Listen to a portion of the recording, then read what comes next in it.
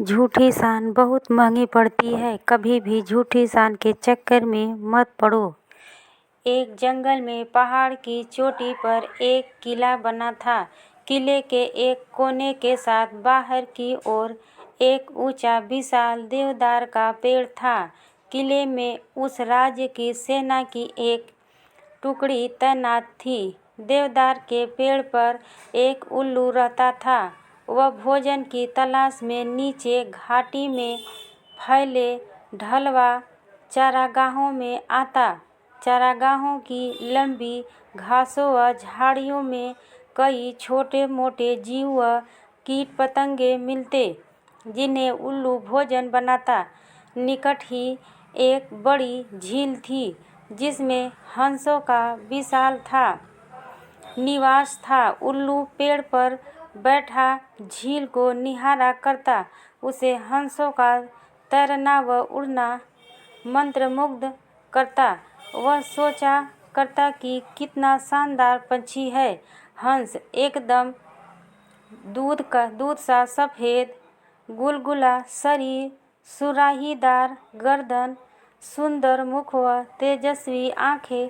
उसकी बड़ी इच्छा होती किसी हंस से उसकी दोस्ती हो जाए। एक दिन उल्लू पानी पीने के बहाने झील के किनारे उगी एक झाड़ी पर उतरा।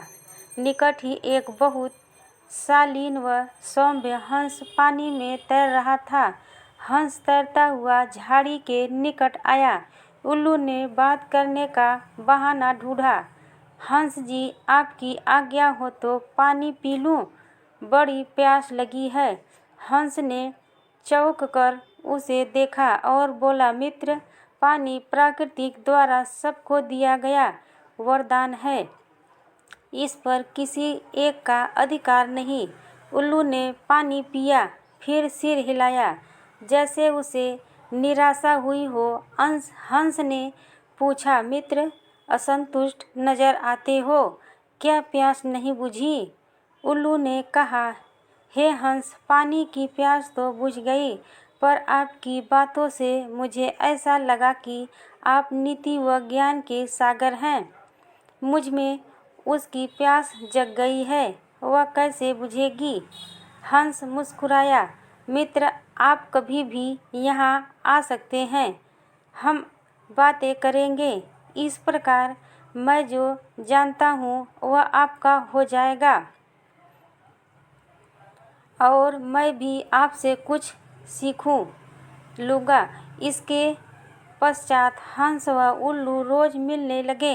एक दिन हंस ने उल्लू को बता दिया कि वह वास्तव में हंसों का राजा हंसराज है।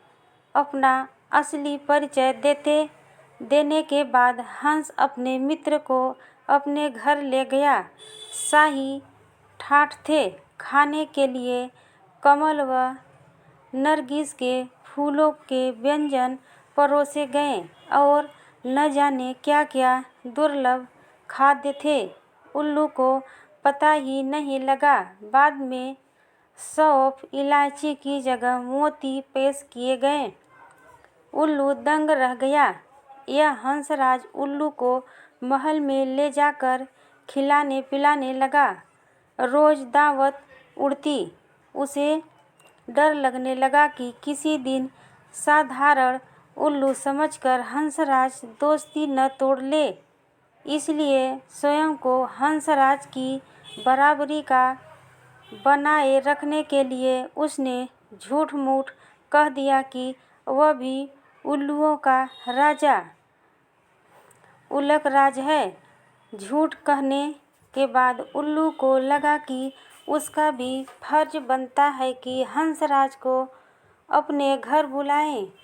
एक दिन उल्लू ने दुर्ग के भीतर होने वाली गतिविधियों को गौर से देखा और उसके दिमाग में एक युक्ति आई। उसने दुर्ग की बातों को खूब ध्यान से समझा, सैनिकों के कार्यक्रम नोट किए। फिर वह चला हंस के पास। जब वह झील पर पहुंचा, तब हंसराज कुछ हंसनियों के साथ जल में तैर रहा था। उल्लू को देखते ही हंस बोला, मित्र आप इस समय? उल्लू ने उत्तर दिया, हाँ मित्र, मैं आपको आज अपना घर दिखाने, अपना मेहमान बनाने के लिए ले जाने आया हूँ। मैं कई बार आपका मेहमान बना हूँ, मुझे भी सेवा का मौका दें। हंस ने टालना चाहा, मित्र इतनी जल्दी क्या है, फिर कभी चलेंगे। उल्लू ने कहा, आज तो मैं आपको लिए बिना नहीं जाऊंगा। हंसराज को उल्लू के साथ जाना ही पड़ा। पहाड़ की चोटी पर बने किले की ओर इशारा कर उल्लू उड़ते उड़ते बोला, वह मेरा किला है। हंस बड़ा प्रभावित हुआ। वे दोनों जब उल्लू के आवास वाले पेड़ पर उतरे तो किले के सैनिकों की परेड शुरू होने वाली थी। दो सैनिक बुर्ज पर बिगुल बजाने लगे। उल्लू दुर्ग के सैनिकों के कार्यक्रम को याद कर चुका था, इसलिए ठीक समय पर हंसराज को ले आया था। उल्लू बोला, देखो मित्र, आपके स्वागत में मेरे सैनिक बिगुल बजा रहे हैं। उसके बाद मेरी सेना परेड और सलामी देकर आपको सम्मानित करेगी। नित्य की तरह परेड हुई और झंडे को सलामी दी गई। हंस समझा, सचमुच उसी के लिए यह सब हो रहा है। अतः हंस ने गदगद होकर कहा, धन्य हो मित्र, आप तो एक शूरवीर राजा की भांति ही राज्य कर रहे हो। उल्लू ने हंसराज पर गौर डाला। मैंने अपने सैनिकों को आदेश दिया है कि जब तक मेरे परम मित्र राजा हंसराज मेरे अतिथि हैं, तब तक इसी प्रकार रोज बिगुल बजे। वह सैनिकों की परेड निकले। उल्लू को पता था कि सैनिकों का यह रोज का काम है, दैनिक नियम है। हंस को उल्लू ने फल, अखरोट व बनस्फा के फूल खिलाए।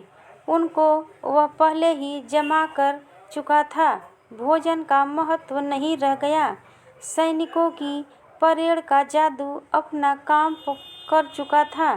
हंसराज के दिल में उल्लू मित्र के लिए बहुत सम्मान पैदा हो चुका था। उधर सैनिक टुकड़ी को वहां से कूच करने के आदेश मिल चुके थे। दूसरे दिन सैनिक अपना सामान समेटकर जाने लगे तो हंस ने कहा, मित्र देखो, आपके सैनिक आपकी आज्ञा लिए बिना कहीं जा रहे हैं। उल्लू हड़बड़ाकर बोला, किसी ने उन्हें गलत आदेश दिया होगा। मैं अभी रोकता हूँ उन्हें। ऐसा कह वह हूँ करने लगा। सैनिकों ने उल्लू का घुघुआना सुना। वह अपशकुन समझकर जाना स्थगित कर दिया।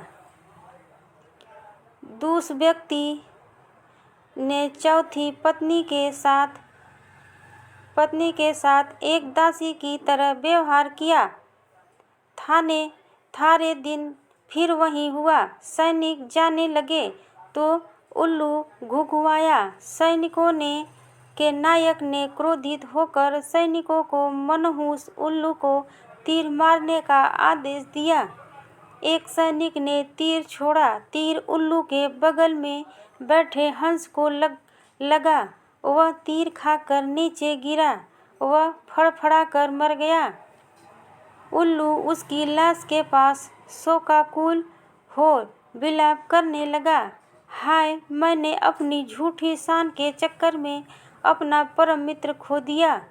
धिक्कार है मुझे। उल्लू को आसपास की खबर से बेसुध होकर रोते देखकर एक सियार उस पर झपटा और उसका काम तमाम कर दिया।